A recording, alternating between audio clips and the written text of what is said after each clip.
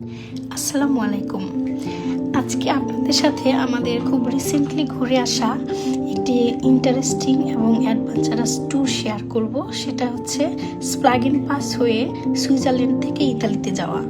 আমরা সবাই জানি পৃথিবীর সবথেকে সুন্দর দেশগুলোর মধ্যে সুইজারল্যান্ড অন্যতম। ছবির মতো দেখতে সুন্দর, সাজানো গোছানো এই দেশটি থেকে সকাল সকালই আমরা রওনা দিয়েছি ইতালির পথে। রওনা দেওয়ার সময় আমি আসলে ধারণা করতে পারি নাই যে এই ট্যুরটা ঠিক কতটা অ্যাডভেঞ্চারাস হতে যাচ্ছে। এখানে যে ক্যাবলগুলো দেখা যাচ্ছে এটা আসলে ক্যাবল কার রাইডিংয়ের জন্য। আমাদের কার থেকে বাইরের দিকটা দেখতে এত ভালো লাগছিল। যদি ক্যাবল কারের জার্নিটা করা হতো তাহলে না জানি সেটা কত সুন্দর হতো। ওই যে দেখতে পাচ্ছেন পাহাড়ের চূড়ায় মেঘ জমে আছে, আমরা কার ড্রাইভিং করে সেই উচ্চতাতেই পৌঁছাবো। স্প্লুগেন পাস আল্পস পর্বতমালার সর্বোচ্চ পাকা রাস্তাগুলির মধ্যে একটি। হেয়ারপিন এবং দুর্দান্ত দৃশ্য এটিকে দেখার এবং গাড়ি চালানোর জন্য আকর্ষণীয় করে তোলে।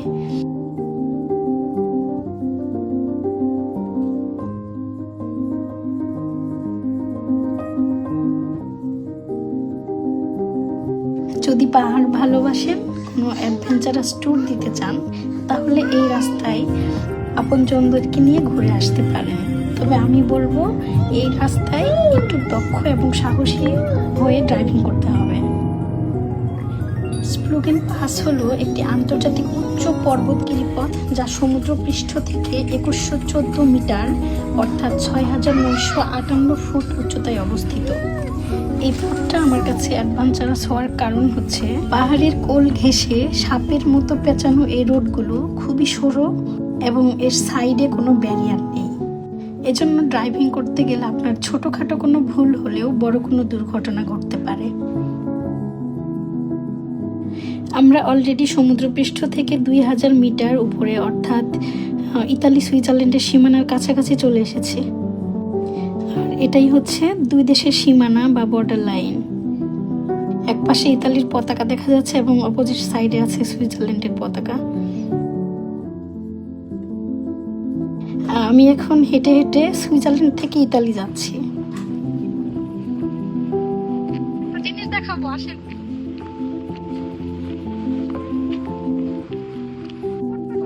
তোমার ডান পা হচ্ছে গিয়া সুইজারল্যান্ড, বাম পা হচ্ছে ইতালি।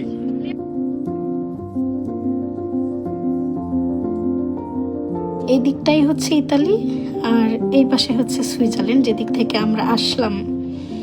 যেহেতু সমুদ্রপৃষ্ঠ থেকে আমরা অনেক উপরে উঠেছি, এই জায়গায় প্রচণ্ড ঠান্ডা ছিল। আমরা যখন এসেছি তখন -5 থেকে -8 ডিগ্রির মতো টেম্পারেচার ছিল। আমরা এবার ইতালিতে ঢুকলাম। এই উঁচু পথটা আসতে গিয়ে আমি একটু প্যানিক হয়ে গেছিলাম। নিচের দিকে তাকালে মনে হচ্ছিল একটা সামান্য ভুলের জন্য গাড়িটা হয়তো নিচে চলে যেতে পারে।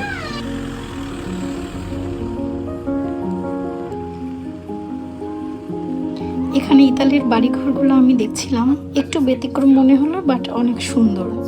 এখানে ছোট্ট একটা বিরতি নিলাম, একটু খাওয়া দাওয়া হলো। এই জায়গাটাও ভীষণ সুন্দর, একদম মেঘেদের ভিতরেই ছিলাম আমরা।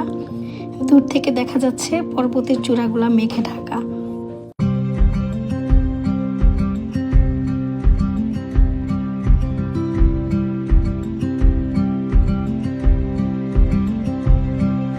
এখানে এসে আমরা জানতে পারলাম এই স্প্লুগেন পাস বছরে শুধুমাত্র 4 মাস ওপেন থাকে সাধারণ মানুষের জন্য।